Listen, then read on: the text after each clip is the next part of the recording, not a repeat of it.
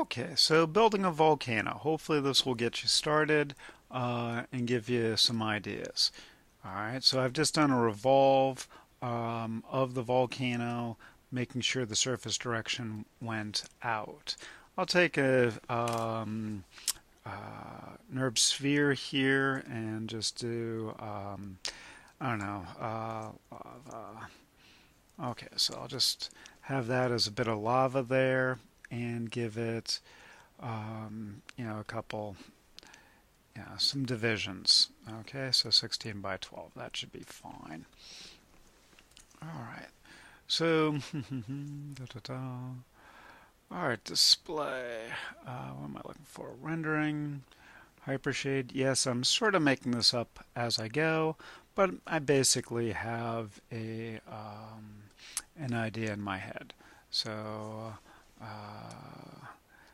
okay, center lava, and so this is the really hot stuff, and I'll just go right into the incandescence and drop in probably a crater. There we go. And all right, so that's pretty good. Get that assigned. Oops. Righto. So that's now on there. Save. Come on. All right, not that impressive. And so, yeah, obviously we're just going to change the colors here to hot lava. There we go. And this guy also to maybe I do my bright yellow there, and I'll do that. All right, I'll do that red, and then this guy, yeah, that is my yellow. Okay, so that's pretty darn cool. So take that down a bit. And so, all right, with that on there, I can also just animate the texture. So not that I have much going on here, but just give that a little bit of animation.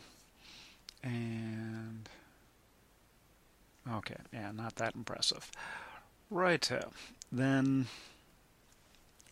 I'll pop down here to the special effects, glow intensity, give it a little bit of glow. So there we go. All right. Okay, so there I got the glowing factor to it. It's whenever I use the glow, I pop into the shader glow, turn off auto exposure. I think that number's going to need to be smaller now. And all right, boom. Okay, that's pretty damn bright. Yeah, so a little bit goes a long way. There. Okay, so there we have our glowing hot lava. I'll take it down even further. It's really these tiny, tiny numbers. There we go. All right, so that's good. And then, you guessed it, we'll just toss on a deformer. So we'll create a wire deformer. Create, not a wired, create nonlinear. There we go. And all right, assign deformer, and good. Now that comes in vertically, so we go like this. And alrighty. So we're just going to up the amplitude of that to something bigger. He says optimistically. There we go. Good. Oops. And rotate that around. Alright. And take the wavelength down. There we go. Yeah, now you see where I'm going with that. And good. And then we'll just offset that. And so we just do a key. And then you go to the length of your animation. You figure out something that works. And so there we go. I got my bubbling hot lava there. So that part's good. Save. Next, I will grab a section here, and let's see. How should I do this? All right, so I'll grab the surface, go to surface, edit surfaces. I will do a offset surface. Where the hell is that? Offset surface, good. And surface fit, good. And distance set to 1. All right, and that went the wrong way. All right, not a biggie. I Z back, I do -1, and I hit apply. All right, good. So that gives me a bit of surface there. And so I'm just going to select those two isoparms, cut. So that's cut isoparms, kill the excess stuff. So I got this. Okay, and I'll also just sort of cut up here somewhere. So that's I'm in the surfaces menu, and that's where I'm getting that scissors. And so I cut there. Okay, I check my surface direction. The U direction's that way. Great. Okay, so I grab this guy, and we'll call this flow, and good. And so then, let's see. Oh, right. Okay. Now while I'm thinking of it, I will do I'll bring up the attribute editor and just turn off this guy's render stats, because we're not actually going to use them. Now, could I actually flow the animation as a texture? Sure. But we're going to do a particle flow just because it's a little bit more fun. All right, so I scooch that down a little bit. All right, we're going to switch over to the Dynamics menu. So Dynamics, and we're going to pop over to Effects and Surface Flow. Righto, and let's see, we said it was a U direction. Yep, U direction. U direction. Control resolution. 1, 2, 3, 4, 5, 6. 8 sounds good, but I'm going to try 12. Emission rate as 10 sounds good. You always want to start with a low number of that. All right, and I hit apply. And it has gone on the wrong side. Toast. Okay, so I Z back, and I go back to surfaces, and I do a reverse surface direction. Okay, now if yours popped up on the correct side, you're good. But mine didn't. So I'm just going to go to reverse surface direction. Right. And let's see, I'm happy with the U and the V. So let's see. Let's try both. See what that does for us. No, that put it down there. That's absolutely not what I want. Let's try swap. Okay. All right. So that's good. Oops, the Z didn't come out of Zing back for both didn't work. Okay, so there. All right, so there is now my V direction that will go down the volcano. Yippee! All right, so you see how I problem solved that. We're not done with the hypershade yet. We will come back to that. All right, so oops, we don't need Camtasia. Okay, so now I will go back to surface flow. Great, and change it to the V direction. 12 seems good, and I hit apply. All right, so I was wrong about the V direction. Okay, so now back to the U direction, apply. Well, that also is useless. Right, so that is the U direction. All right, double check. All right, yeah, it should be the V direction. All right.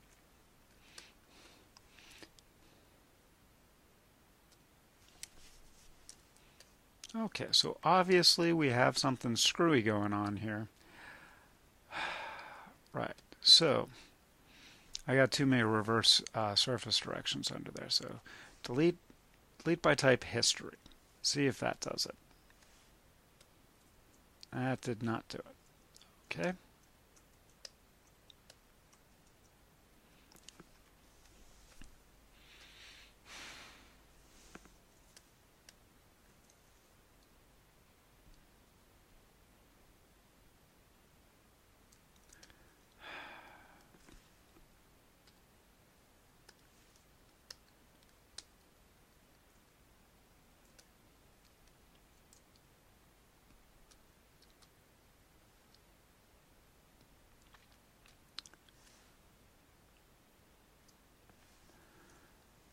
Okay.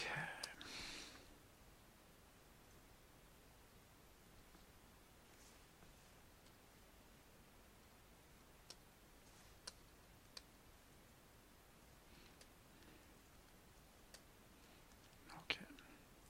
So that's now that way. And swap the V direction.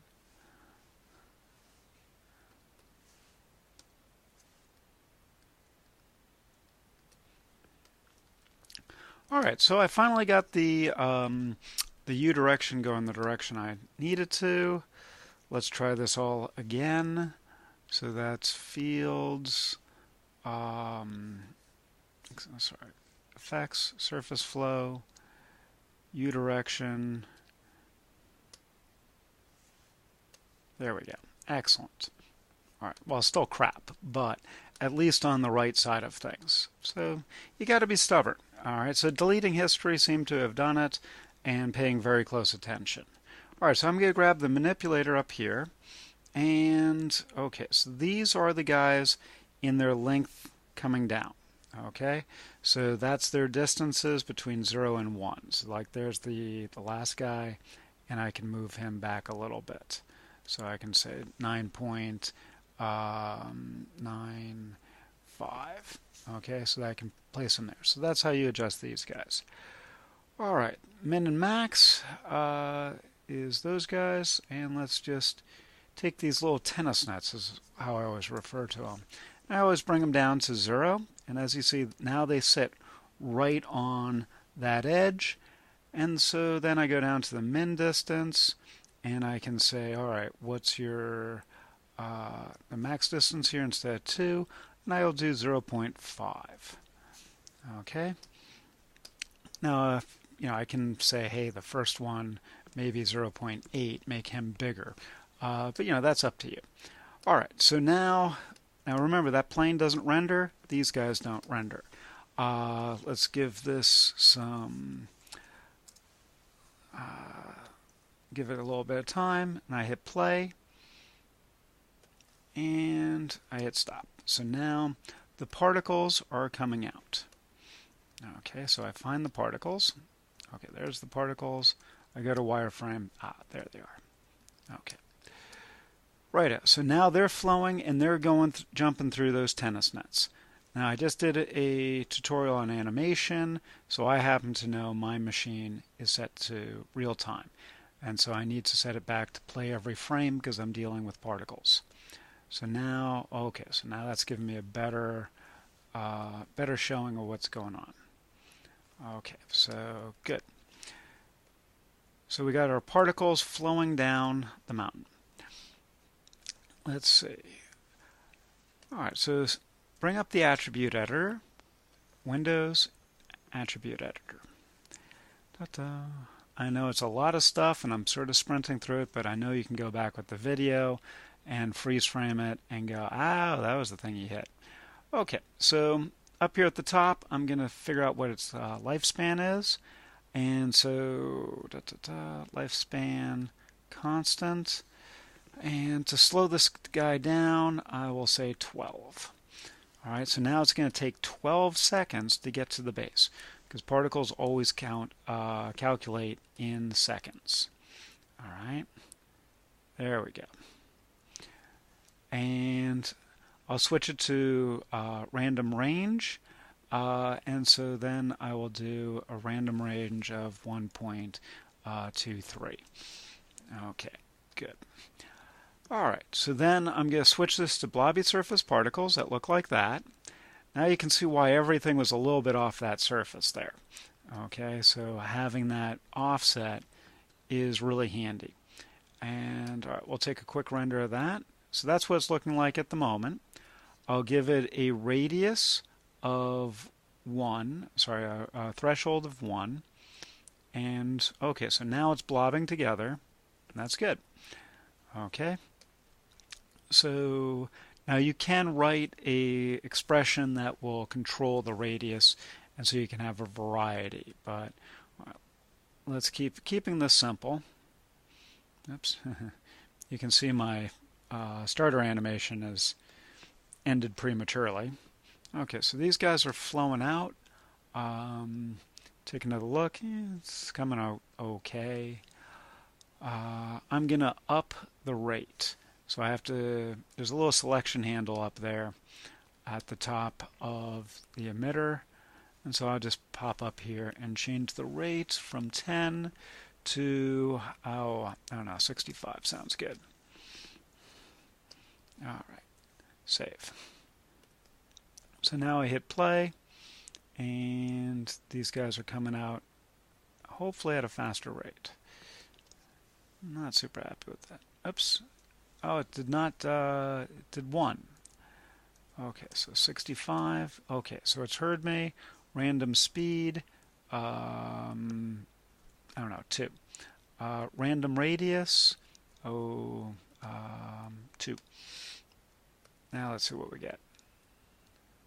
All right, so now it's making a ton, and they're bopping along. Great. And so they're flowing. We take a render. All right, so that's looking pretty darn good. Maybe I can take down the radius a little bit. All right, so let's go back into the particle shape, find that radius attribute, take that down to 0.3, and see what that does. Yeesh, okay, 0.8. Okay, that's looking pretty good. Well, maybe not flowing at that speed. Alrighty. So I'll take the threshold to 0.7. So I've never had a good luck with threshold over a value of 1. Maybe radius, pull this down again to 6. Still a little much.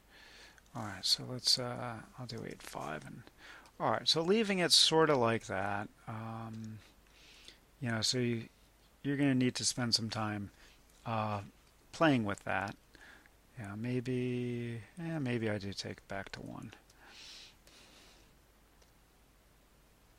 Yeah. All right, moving on. All right, so you got the flow coming down the mountain there.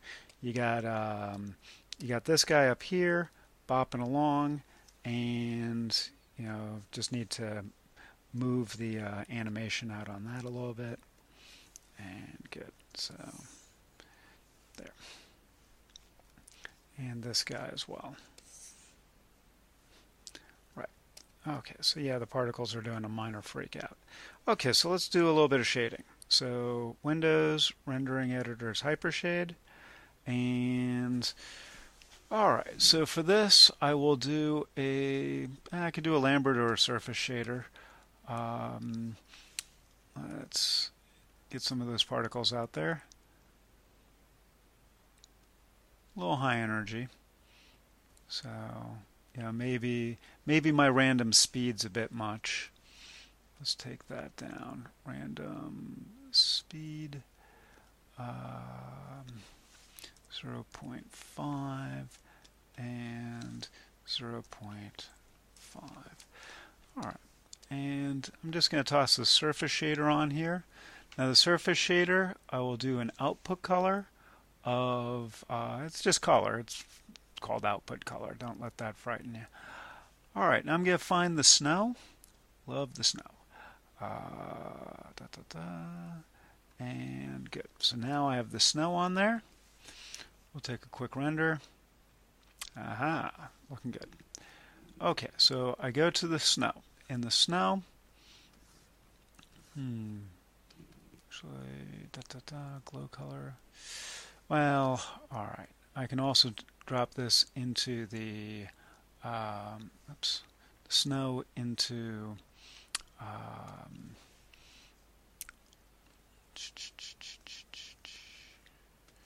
right, let's do it this way. Snow into glow color. Okay, so that really is going to nuke it. All right, let's pull that out for now. Break connection. I'm getting too fancy too quick. All right, so here in the snow. So I double click on the snow. Let's toss it over there. All right, I am going to make that a really dark color. Okay, so good. So now I got my black stuff down there, and you guessed it. So the surface color, I will then put, well, we can do a crater if you like, or stucco.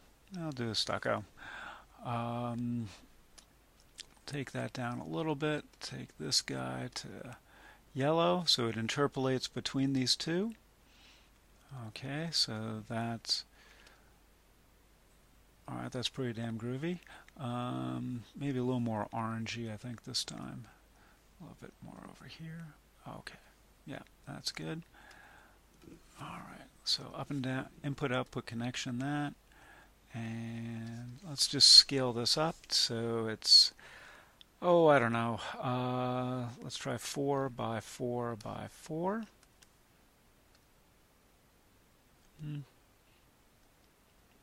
Okay, maybe that's a bit too much, but you play with it. And good. And then into the threshold, I like to drop in another, something crackly for a 3D texture. Notice I'm using the 3D textures for this. So maybe the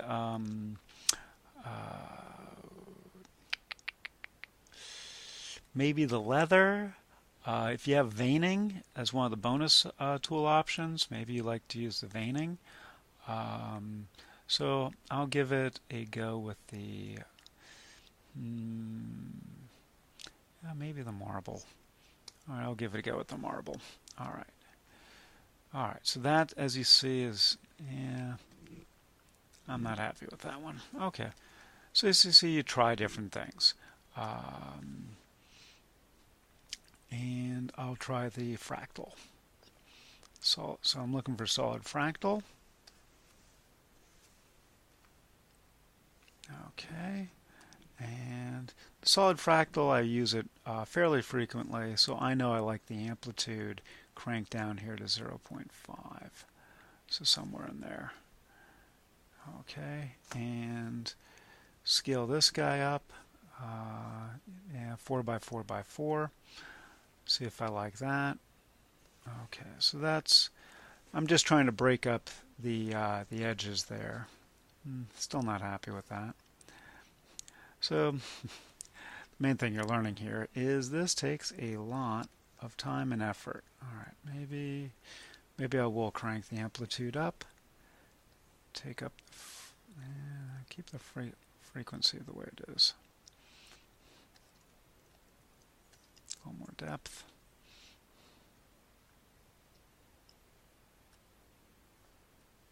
All right, pull that out.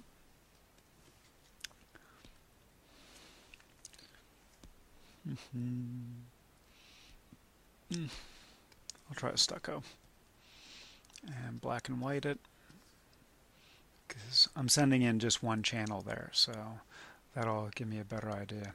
All right, yeah, that's looking pretty damn cool. Yep, and yeah, so now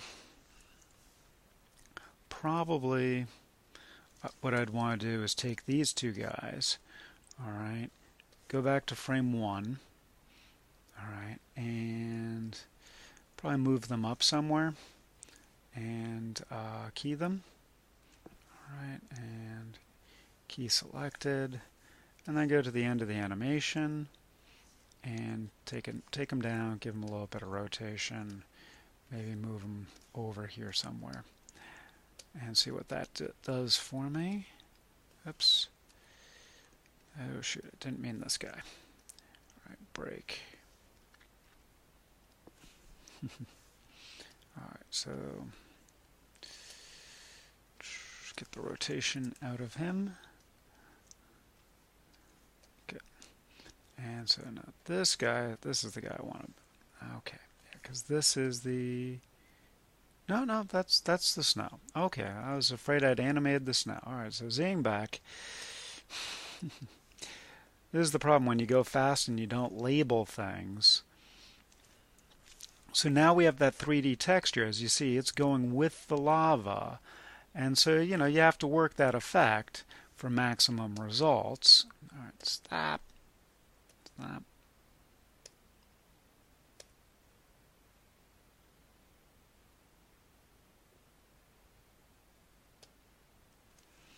Okay, so that's good.